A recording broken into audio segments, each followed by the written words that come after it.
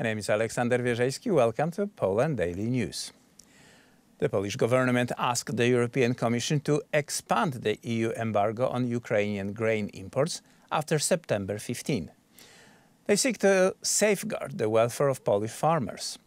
The Prime Minister's office affirmed that if the ban is not extended, Poland will enforce it on a national level.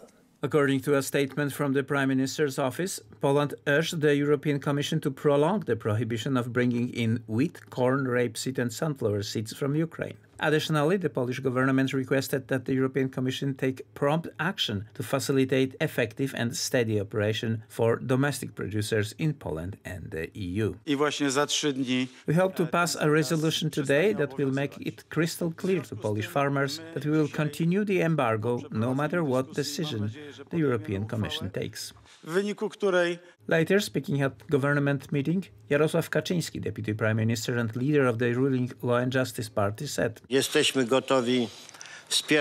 "We are prepared to assist Ukraine during the war and reconstruction, but we must also consider our citizens, our farmers. Our Ukrainian friends should be aware of this."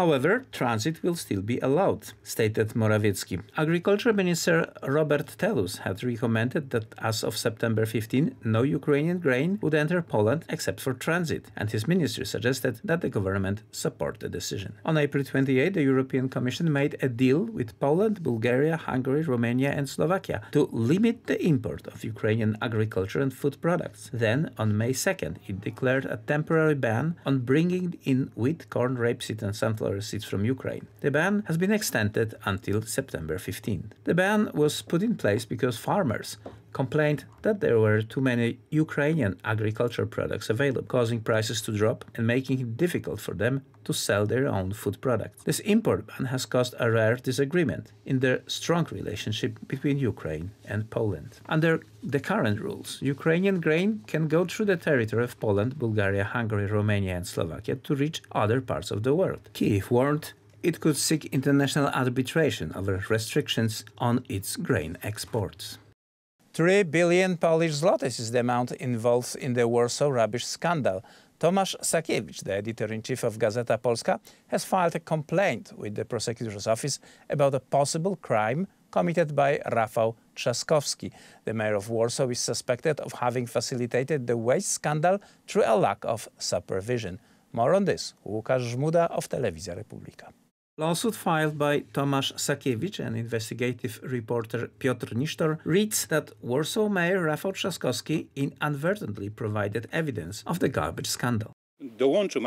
He exceeded his powers by allowing contracts to be concluded without limits. In this situation, every contract should be revived and approved. That is what corporate governance is all about. He, by violating these rules, allowed the gigantic rubbish scandal to emerge. As a result, the formal process was skipped. Additionally, it was reported that Włodzimierz Karpiński, the former president of city's trash collecting company, personally requested Rafał Trzaskowski to secure contracts for larger sums. Rafał Trzaskowski is in big trouble, and I wouldn't be surprised if the public prosecutor files charges against him. The orders placed were worth almost 600 million zlotys. Allegedly, corruption happens between April 2020 and January 2023. Włodzimierz Karpiński was previously the head of the Municipal Purification Company Management Board in Warsaw. He later became the city secretary, an important ally to Rafał Trzaskowski. The National Prosecutor Office arrested former ministers Włodzimierz K. and Rafał B. in February 2023. Rafał Baniak, a previous deputy minister of the Treasury in Donald Tusk's administration, was one of them. He faced charges for leading a criminal organization and claiming influence. The Civic Platform representative stresses that the court will determine responsibility. It's a political game. If the law has been broken, the court will decide. So far, authorities have arrested 15 individuals in connection to this case. As per investigations, Rafał Baniak was expected to make direct payments to Włodzimierz Karpiński as bribes. As per the ruling of the Katowice Court of Appeal, Karpiński will remain in custody at least November 24th. Even if he pays bail, he will not be released. Włodzimierz Karpiński was the Minister of State Treasury from 2013 to 2015 during Donald Tusk's government. The United States State Department has approved a potential $4 billion foreign military sale of the Integrated Battle Command System to Poland for its developing air and missile defense systems. In the wake of Russia's invasion of neighboring Ukraine, Poland is scrambling to acquire high-end defense capabilities. The State Department notified Congress, which will decide whether to approve the deal, the Defense Security Cooperation Agency said. The IBCS system, developed by Northrop Grumman, has been approved by the US Army for full-rate production in spring 2023. Poland will be the first to declare IBCS operational. If approved, the sale would include 93 IBCS engagement operation centers and 175 IBCS integrated fire control network relays, which would be used to fill the required Patriot batteries for the Wisła medium-range air and missile defense program, as well as Poland's NEAREF short-range and defense program. Also included is the ability to support activities such as network encryption, software development and component integration, system integration, lab infrastructure and test tools and equipment, flight test infrastructure, test targets and range costs and fees, according to the SCA announcement.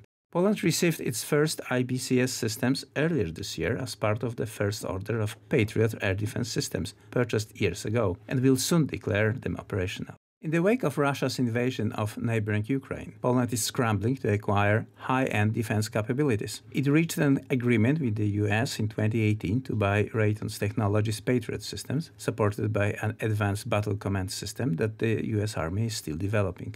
Poland received a waiver to purchase IBCS because it wanted the capability before it was fielded to the US soldiers. Typically, American-made weapons systems are fielded to US forces before they are sold internationally. The country's first order, which included 2 Patriot configuration 3+ batteries, was valued at $4.75 billion.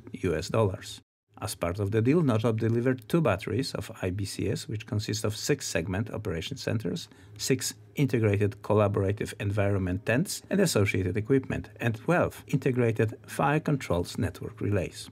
Poland will also be the first international customer for the US Army new air and missile defense radar, which is still under development. Polish Defense Minister Mariusz Błaszczak approved a letter of acceptance for the purchase of 12 RTX-developed lower-tier air and missile defense sensors and 48 Patriot launchers earlier this month.